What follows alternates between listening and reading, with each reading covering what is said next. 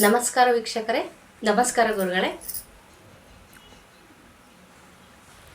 ನಾವು ಈ ಬದನಿಕೆ ಗಿಡ ಆಗಲಿ ಬೇರೆ ಗಿಡಮೂಲಿಕೆಗಳನ್ನಾಗಲಿ ಕಿತ್ಕೊಂಡು ಬರೋಕ್ಕಿಂತ ಮುಂಚೆ ಯಾವುದಾದ್ರೂ ಬೀಜಾಕ್ಷರಿ ಮಂತ್ರಗಳನ್ನ ಹೇಳಬೇಕಾ?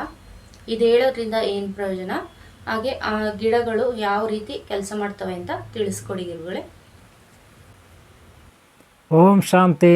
ಭಕ್ತರೇ, ವೀಕ್ಷಕರೇ, ಅಭಿಮಾನಿಗಳೇ, ಗುರುಮಕ್ಕಳೇ, ಮಿತ್ರರೇ, ನಿಮ್ಮೆಲ್ಲರಿಗೂ ಒಳ್ಳೆಯದಾಗಲಿ. ಹಾಗೆ ಒಳ್ಳೆಯವರು ಯಾರಿದ್ದಾರೆ ಅವ್ರಿಗೂ ಸಹ ಒಳ್ಳೆಯದಾಗಲಿ. ಬದನಿಕೆ ಗಿಡಮೂಲಿಕೆ ಅದನ್ನು ಹೇಗೆ ತಗೊಂಡು ಬಂದು ಯಾವ ರೀತಿಯಲ್ಲಿ ವಿಧಾನದಲ್ಲಿ ತಗೊಂಡು ಬಂದು ನಾವು ಯಾವ್ಯಾವ ನಿಯಮಗಳನ್ನು ಪಾಲನೆ ಮಾಡಿ ಯಾವ ಬೀಜಾಕ್ಷರ ಮಂತ್ರಗಳನ್ನು ಹಾಗೆ ಯಾವ ವಾರ ಅಲ್ಲಿ ನಿಯಮಗಳೇನು, ಅಮಾವಾಸ್ಯೆನ, ಪೌರ್ಣಮಿನ ಅಥವಾ ಭಾನುವಾರ, ಮಂಗಳವಾರ ಇತ್ಯಾದಿ. ವೀಕ್ಷಕರೇ, ಬೀಜಾಕ್ಷರ ಮಂತ್ರ ಉಪದೇಶ ಭಾಗ 1. ಬದನಿಕೆ ವನಸ್ಪತಿ ಬೇರು ಗಿಡ ಮೂಲಿಕೆ ಅನ್ನೋ ಒಂದು ವಿಡಿಯೋನ ಈಗಾಗಲೇ ಶೇರ್ ಮಾಡಲಾಗಿದೆ. ಇದೇ ನಿಮ್ಮ ಯೂಟ್ಯೂಬ್ ಚಾನಲಲ್ಲಿ ಹಿಂದೆ ಶೇರ್ ಮಾಡಿದ್ದೀನಿ. ಅದನ್ನು ನೀವು ನೋಡಿಲ್ಲ ಅಂದರೆ ಭಾಗ 1 ನೋಡಿ. ಅದರಲ್ಲಿ ನಾನು ಒಂದು ಬೀಜಾಕ್ಷರ ಮಂತ್ರವನ್ನು ಕೊಟ್ಟಿರ್ತೀನಿ. ಬದನಿಕೆ ಗಿಡಗಳ ಬಗ್ಗೆ ಎಲ್ಲ, ಮೂಲಿಕೆ ಬಗ್ಗೆ ಎಲ್ಲ ವಿವರಣೆ ಕೊಟ್ಟಿದ್ದೀನಿ. ಅದನ್ನು ನೋಡಿ. ಒಂದು ವೇಳೆ ನೋಡಿಲ್ಲ ಅಂದರೆ ಅದನ್ನು ನೋಡಿ. ನೀವು ನೋಡಿದರೆ ಇಲ್ಲಿಂದ ಕಂಟಿನ್ಯೂ ಮಾಡಿ ಭಾಗ 2. ಓಕೆನಾ? ಈಗ ಬೀಜಾಕ್ಷರ ಮಂತ್ರವನ್ನು ಈ ಒಂದು ವಿಡಿಯೋನಲ್ಲಿ ನಾನು ನಿಮಗೆ ತಿಳಿಪಡಿಸ್ತೀನಿ. ಹಾಗೆ ಗಿಡವನ್ನು ಹೇಗೆ ತಗೊಬರಬೇಕು, ತಗೊಂಡು ಬಂದಮೇಲೆ ಹೇಗೆ, ಇದೆಲ್ಲವನ್ನು ಇಲ್ಲಿ ನಾನು ತಿಳಿಸ್ತೀನಿ. ಓಕೆನಾ? ಯಾವ ರೀತಿ ಒಂದು ತಿರ್ಗಾ ಒಂದು ಬೀಜಾಕ್ಷರ ಮಂತ್ರ ಇರುತ್ತೆ, ಅದನ್ನು ಹೇಳಬೇಕು. ಇದು ಮೊದಲು ನೀವು ಹೇಳಿದ ಬೀಜಾಕ್ಷರ ಮಂತ್ರ ತೊಗೊಂಡು ಬರೋಕ್ಕೆ ಮೊದಲ ದಿನ, ಅದು ತೊಗೊಂಡು ಬರೋಕ್ಕಿಂತ ಮೊದಲ ದಿನ ಹೇಳಿದ್ರಿ.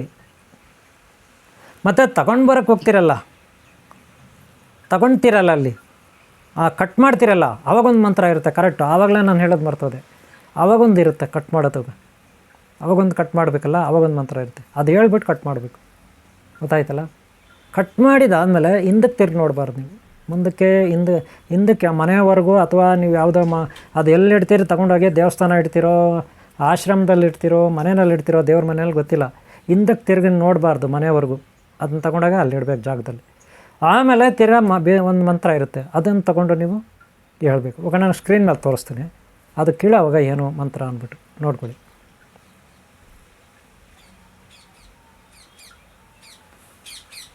ಈಗ ನೋಡಿದ್ರಲ್ಲ, ಈ ಮಂತ್ರ ಕೀಳೋವಾಗ, ಗಿಡ ಕೀಳೋವಾಗ ಮೂಲಿಕೆ.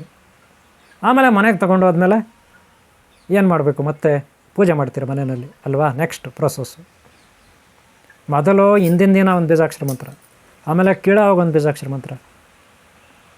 ಗೊತ್ತಾಯ್ತಲ್ಲ? ಈಗ ಪೂಜೆ ಎಲ್ಲ ಮಾಡಿ ಆದಮೇಲೆ ಪೂಜೆನ ಹೆಂಗೆ ಪ್ರಾರಂಭ ಮಾಡೋದು? 48 ದಿನ ಪ್ರಾರಂಭ ಮಾಡಬೇಕು ಪೂಜೆ. ಎಷ್ಟು ದಿನ? 48 ದಿನ ಇರುತ್ತೆ ಪೂಜೆ. ಅದನ್ನು ಮನೆಯಲ್ಲಿ ಇಟ್ಟು ಸಿದ್ಧಿ ಮಾಡ್ಕೋಬೇಕಲ್ಲ. ಆಮೇಲೆ ಕನಸುಗಳಲ್ಲಿ ಏನೇನು ಬರುತ್ತೆ ಪ್ರತಿದಿನ, ಅಥವಾ ಹೊರಗಡೆ ಏನೆಲ್ಲ ಗೋಚರಿಸುತ್ತೆ, ಅಥವಾ ಧ್ಯಾನಕ್ಕೆ ಕೂತಿರೋವಾಗ, ಜಪ ತಪ ಮಾಡೋವಾಗ ನೀವು ಆ ಮಂತ್ರವನ್ನು ಒಂದು ಸಾರಿ ಕೂತ್ಕೊಂಡ್ರೆ 6 ನಿಮಿಷ ಜಪ ಮಾಡ್ಬೇಕು ಆ ಮಂತ್ರನ. ಎಷ್ಟು ನಿಮಿಷ? 6 ನಿಮಿಷ. ಕೂತ್ಕೊಂಡ್ಮೇಲೆ ಯಾವ ಕಾರಣಕ್ಕೂ ಈ ಕಡೆ ನೋಡೋದು, ಹಿಂಗನ್ನೋದು, ಹಂಗನ್ನೋದು ಇವೆಲ್ಲ ಮಾಡಬಾರ್ದು. ಭಾಳ ಶಿಸ್ತಿನಿಂದ ಪದ್ಮಾಸನದಲ್ಲಿ ಕೂತ್ಕೊಂಡು ಆರಾಮಾಗಿ ಆ ಮಂತ್ರನ ಮನಸ್ಸಿನಲ್ಲೇ ಹೇಳ್ಕೋಬೇಕು. ಅಥವಾ ಬಾಯಿ ಬಿಟ್ಟು ಹೇಳ್ಕೊಂಡ್ರೆ ನಿಮ್ಮ ಕಿವಿಗೆ ಮಾತ್ರ ಕೇಳಿಸ್ಬೇಕು, ಬೇರೆಯವ್ರಿಗೆ ಕೇಳಿಸ್ಬಾರ್ದು. ಯಾವುದೇ ಬೀಜಾಕ್ಷರ ಮಂತ್ರ ಗುರುಗಳು ಕೊಟ್ಟಿದ್ದು ನೆನ್ಪಿಟ್ಕೊಳ್ಳಿ. ಗುರುಗಳು ಕೊಟ್ಟಂಥ ಬೀಜಾಕ್ಷರ ಮಂತ್ರ ನಿಮಗೆ ಮಾತ್ರ ಕೇಳಿಸ್ಬೇಕು. ಆ ರೀತಿ ಜಪ ಮಾಡ್ಕೋಬೇಕು ನೀವು. ಗೊತ್ತಾಯ್ತಲ್ಲ? ಎಷ್ಟು ನಿಮಿಷ? 6 ನಿಮಿಷ.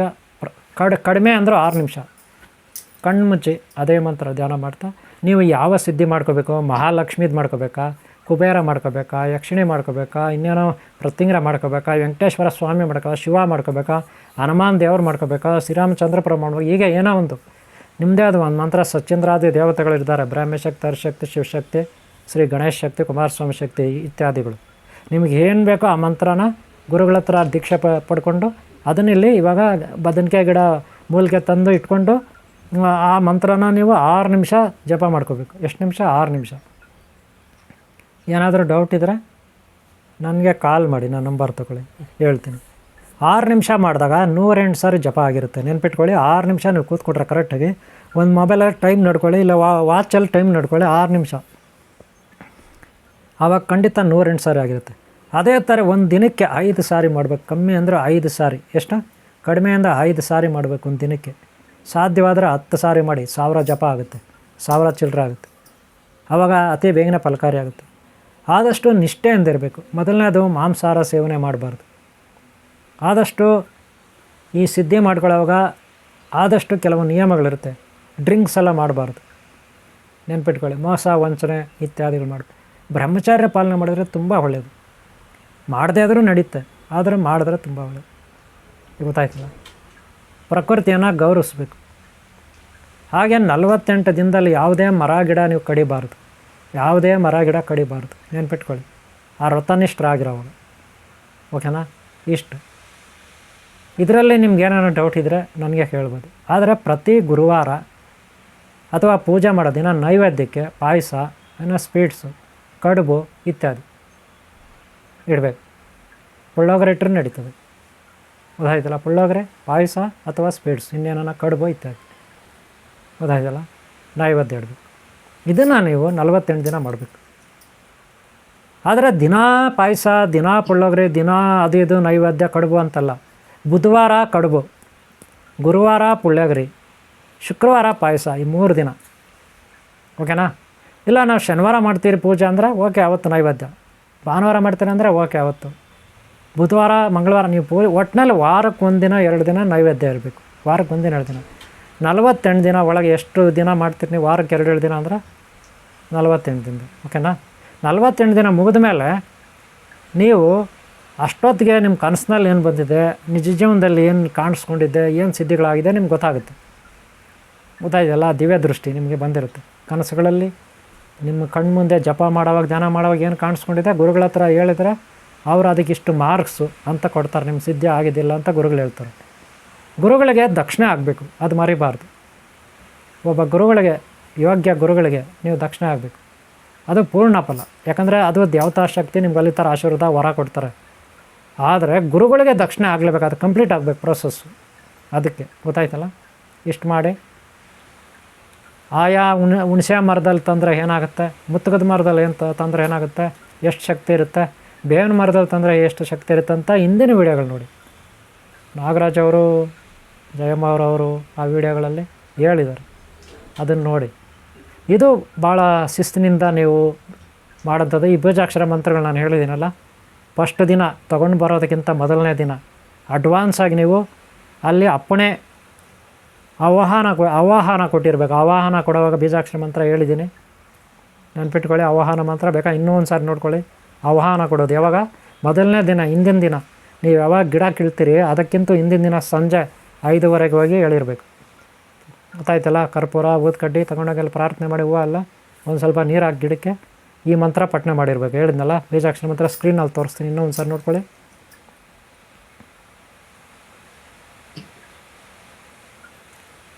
ನೋಡಿದ್ರಲ್ಲ ಈ ಮಂತ್ರ. ನೆಕ್ಸ್ಟು ಗಿಡಕ್ಕೆ ಮಾರನೇ ದಿನ ಬರ್ತೀರ ನೀವು. ಗಿಡ ಕೀಳೋಕ್ಕೆ ಮಾರನೇ ದಿನ, ಇವತ್ತು ಪ್ರಾರ್ಥನೆ ಆಗಿರುತ್ತೆ, ಮಾರನೇ ದಿನ ಗಿಡ ಕೀಳಕ್ಕೆ ಬರ್ತೀರ. ಗಿಡ ಕೀಳಕ್ಕೆ ಬಂದಾಗ ಇನ್ನೊಂದು ಮಂತ್ರ, ಬೀಜಾಕ್ಷರ ಮಂತ್ರ ನೋಡ್ಕೊಳ್ಳಿ. ಈಗ ತೋರಿಸ್ತೀನಿ.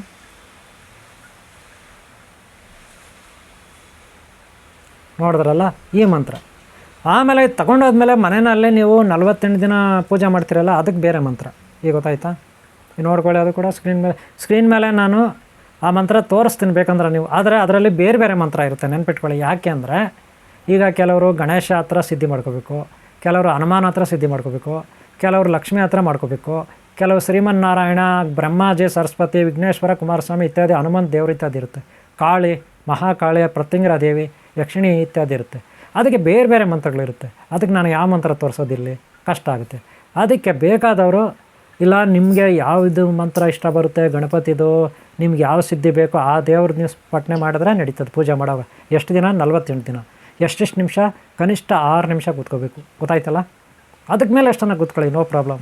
ನೀವು ಹೆಚ್ಚು ಕೂತ್ಕೊಳ್ಳಿ. ರಾತ್ರಿ ಹೊತ್ತು ಯಾವಾಗ ಎಚ್ಚರಿಕೆ ಆಗುತ್ತೆ ಅವಾಗ ಕೂತ್ಕೊಳ್ಳಿ, ಧ್ಯಾನ ಮಾಡಿ. ಎಲ್ಲಾದರೂ ಬಸ್ಗಳಲ್ಲಿ ಹೋಗ್ತೀರಾ, ಆಫೀಸಲ್ಲಿ ಇರ್ತೀರಾ, ಇನ್ನೆಲ್ಲ ಹೋಗ್ತೀರಾ, ಯಾವಾಗ ಫ್ರೀ ಇರುತ್ತೆ ಅವಾಗೆಲ್ಲ ಮಾಡ್ಕೊಳ್ಳಿ, ಒಳ್ಳೆಯದು. ಓಕೆನಾ? ಅವಾಗ ಹೆಚ್ಚು ಜಪದ ಸಂಖ್ಯೆ ಜಾಸ್ತಿ ಆಗುತ್ತೆ. ತಪಶಕ್ತಿ, ಯೋಗಶಕ್ತಿ ನಿಮ್ಮಲ್ಲಿ ಜಾಸ್ತಿ ಆಗುತ್ತೆ. ನಿಮ್ಮ ಶರೀರ ದಿವ್ಯ ಶರೀರವಾಗಿ ಮಾರ್ಪಾಟಾಗುತ್ತೆ. ನಿಮ್ಮಲ್ಲಿ ಯೋಗಶಕ್ತಿ, ದೈವತ್ವ ಬರುತ್ತೆ. ಅದರಿಂದ ಆಕರ್ಷಣೆ ಆಗುತ್ತೆ ಎಲ್ಲ ಸಿದ್ಧಿಗಳ ಶಕ್ತಿ. ವಿಘ್ನೇಶ್ವರ ಶಕ್ತಿ ಇರ್ಬೋದು, ಕುಮಾರಸ್ವಾಮಿ ಶಕ್ತಿ ಇರ್ಬೋದು, ಶನೇಶ್ವರ ಶಕ್ತಿ ಇರ್ಬೋದು, ಗ್ರಹ ನಕ್ಷತ್ರಗಳ ಶಕ್ತಿ, ಪ್ರಕೃತಿ ಶಕ್ತಿ, ಶಿವಶಕ್ತಿ, ಹರಶಕ್ತಿ, ಬ್ರಾಹ್ಮಿ ಶಕ್ತಿ, ಸ್ವಚ್ಛಂದ್ರಾದಿ ದೇವತೆಗಳ ಗುರುಗಳ ಶಕ್ತಿ ನಿಮಗೆ ಆವಾಹನಾಗಿ ನಿಮ್ಮಲ್ಲಿ ಪ್ರತಿ ರಕ್ತಕಣ ನಿಮ್ಮ ಶರೀರದ ಎಲ್ಲ ಕಣ ದಿವ್ಯ ಶರೀರ ಆಗಿ ಮಾರ್ಪಾಟಾಗುತ್ತೆ. ನಿಮ್ಮ ಶರೀರ ನೀವೊಂದು ಒಳ್ಳೆ ನ್ಯೂಟನ್ ಸೂಪರ್ಮ್ಯಾನ್ ಥರ ಆಗ್ತೀರ. ಗೊತ್ತಾಯ್ತಿಲ್ಲ? ಆವಾಗ ನಿಮಗೆ ನಿಮ್ಮಲ್ಲಿರೋ ದಾರಿದ್ರ್ಯಗಳು ನಾಶ ಆಗುತ್ತೆ, ರೋಗಗಳು ನಾಶ ಆಗುತ್ತೆ, ಸಾಲಗಳ ಬಾಧೆ ಕಮ್ಮಿ ಆಗುತ್ತೆ, ಕಷ್ಟ ಕಾರ್ಪಣ್ಯಗಳಿಂದ ನೀವು ಮುಕ್ತರಾಗ್ತೀರ, ಶತ್ರುಗಳ ಬಾಧೆಯಿಂದ ಮುಕ್ತರಾಗ್ತೀರ, ನಿಮ್ಮ ಶತ್ರುಗಳು ವಿನಾಶ ಆಗ್ತಾರೆ, ಧೂಳಿಪಟ ಆಗ್ತಾರೆ ನಿಮ್ಮ ಶತ್ರುಗಳು. ಇದು ಇವುಗಳಲ್ಲಿ ಬರ್ತಕ್ಕಂಥ ಶಕ್ತಿ ಸಾಮರ್ಥ್ಯ. ಗೊತ್ತಾಯ್ತಲ್ಲ? ಆಮೇಲೆ ಆ ಬದನಿಕೆ ಗಿಡ ಏನು ಮಾಡೋದು ಅಂತ ಒಂದು ಪ್ರಶ್ನೆ ಬರುತ್ತೆ ನಿಮಗೆ. ಅದೆಲ್ಲ ಒಣಗಿದ ಮೇಲೆ ಅದನ್ನೇನು ವೇಸ್ಟ್ ಮಾಡಬೇಕಾಗಿಲ್ಲ. ನೀವು ಅದನ್ನು ತಗೊಂಡೋಗಿ ಒಂದು ನೀರಿನಲ್ಲಿ ಬಿಡ್ಬೋದು, ಇಲ್ಲ ಯಾವುದಾದ್ರೂ ಒಂದು ಗಿಡದ ಮೇಲೆ ಹಾಕ್ಬೋದು, ತೊಂದರೆ ಇಲ್ಲ. ಗೊತ್ತಾಯ್ತಲ್ಲ? ಇಷ್ಟು ನೀವು ಮಾಡ್ಕೋಬೋದು. ಓಕೆ. ಅಥವಾ ಅವೆರಡೂ ಬೇಡ ಅಂದರೆ ಆ ಕಡ್ಡಿಗಳಿರುತ್ತಲ್ಲ ಅದನ್ನು ನೀವು ತಾಯ್ತಾ ಯಂತ್ರಕ್ಕೆ ಹಾಕ್ಬೋದು, ಇಲ್ಲ ಯಾರಿಗಾನ ಬೇರೆಯವ್ರು ಕೊಡ್ಬೋದು. ನೀವಾಗ ಮನೆಯಲ್ಲಿ ಇಟ್ಕೊಂಡು ಪೂಜೆ ಮಾಡಿ ಅಂತ ಒಂದು ಅರ್ಶಿಣ ಕಲರ್ ಬಟ್ಟೆನಲ್ಲಿ ಆ ಕಡ್ಡಿಗಳು ಕಟ್ ಮಾಡಿ ತುಂಡುಗಳು ಇಟ್ಕೊಳ್ಳಿ. ನೀವು ಪೂಜೆ ಮಾಡ್ತೀರಲ್ಲ ಅದನ್ನು ಕಡ್ಡಿಗಳು ಕಟ್ ಮಾಡಿ ಇಟ್ಕೊಳ್ಳಿ. ಬದನಿಕೆ ಗಿಡದು ಒಂದೊಂದು ಪೀಸ್ನ ಒಂದು ಬಟ್ಟೆಯಲ್ಲಿ ಸುತ್ತಿ ಕಟ್ಟಿ ಅರ್ಶಿಣದ ಬಟ್ಟೆಯಲ್ಲಿ ಕಟ್ಬಿಟ್ಟು ಯಾರಾದರೂ ನಿಮ್ಮ ಹತ್ರ ಕಷ್ಟ ಹೇಳ್ಕೊಂಬರ್ತಾರಲ್ಲ ಅವ್ರು ಕೊಡಿ, ಅವ್ರ ಮನೆಗಳಲ್ಲಿ ಇಟ್ಕೊಂಡು ಪೂಜೆ ಮಾಡಿ. ಆ ರೀತಿ ನಡೀತು. ಓಕೆನಾ? ನೀವು ಮನೆಯಲ್ಲಿ ಒಂದು 2-3 ಪೀಸ್ಗಳು ಇಟ್ಕೊಂಡಿದ್ದೀರಿ, ಪೂಜೆ ಮಾಡ್ಕೊಳ್ಳಿ. ಕಡ್ಡಿಗಳು ಬದನಿಕೆ ಗಿಡದು ಒಳ್ಳೆಯದಾಗುತ್ತೆ. ಗೊತ್ತಾಯ್ತಲ್ಲ? ಇಷ್ಟು ಬದನಿಕೆ ಗಿಡದ ಮಾಹಿತಿ. ಗೊತ್ತಾಯ್ತಲ್ಲ? ಅರ್ಥ ಆಗಿದೆ ಅನ್ಕೋತೀನಿ ನಿಮ್ಗೆ. ಓಕೆನಾ?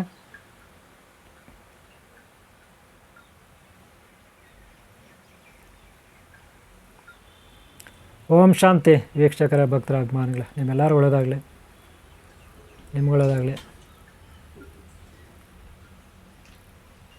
ಓಂ ಶಾಂತಿ.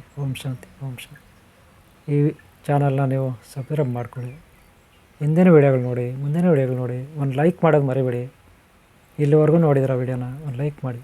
ಓಕೆನಾ? ನಿಮ್ಮ ಪ್ರೋತ್ಸಾಹ ಇದ್ದರೆ ಈ ರೀತಿ ಮತ್ತೆ ವೀಡಿಯೋಗಳು ಮಾಡಿ. ಹಾಗೆ ಕಾಮೆಂಟ್ ಬಾಕ್ಸಲ್ಲಿ ನಮ್ಮ ಬರೆಯೋದಿದ್ರೆ ಬರೀರಿ. ಓಕೆನಾ? ಓಕೆ, ನಿಮ್ಗಳದಾಗಲಿ. ನಮಸ್ಕಾರ ವೀಕ್ಷಕರೇ. ನೋಡಿದ್ರಲ್ಲ ವೀಕ್ಷಕರೇ, ನಾವು ಯಾವುದೇ ಗಿಡನಾಗಲಿ ಸುಮ್ಮನೆ ಹೋಗಿ ಕಿತ್ಕೊಬರ್ಬಾರ್ದು. ಅದಕ್ಕೆ ಒಂದು ಸಮಯ ಸಂದರ್ಭ ಅಂತ ಇರುತ್ತೆ, ಒಂದು ಒಳ್ಳೆ ನಕ್ಷತ್ರ ತಿಥಿ ಅಂತ ಇರುತ್ತೆ. ಆ ದಿನಗಳಲ್ಲಿ ನಾವು ಏನಾದರೂ ಹೋಗಿ ನಮಗೆ ಉಪಯೋಗಕ್ಕೆ ಬರುವಂತಹ ವೃಕ್ಷನ ಏನಾದರೂ ಅದು ಬೇರು ಸಮೇತ ಕಿತ್ಕೊಬಂದರೆ ನಮಗೆ ಯಾವ ರೀತಿ ಎಲ್ಲ ಉಪಯೋಗ ಆಗುತ್ತೆ, ಹಾಗೆ ಅದರದ್ದು ಬೀಜಾಕ್ಷರಿ ಮಂತ್ರಗಳು ಯಾವುದು ಅಂತ ಗುರುಗಳು ನಿಮಗೆ ತಿಳಿಸ್ಕೊಟ್ಟಿದ್ದಾರೆ. ಈ ವಿಡಿಯೋ ನಿಮಗೆ ಇಷ್ಟ ಆದಲ್ಲಿ ಶೇರ್ ಮಾಡಿ, ಲೈಕ್ ಮಾಡಿ, ಹಾಗೆ ಸಬ್ಸ್ಕ್ರೈಬ್ ಕೂಡ ಮಾಡ್ಕೊಳ್ಳಿ. ಮುಂದಿನ ವಿಡಿಯೋದಲ್ಲಿ ಸಿಗುವವರೆಗೂ ಧನ್ಯವಾದಗಳು. ನಮಸ್ಕಾರ ಗುರುಗಳೇ.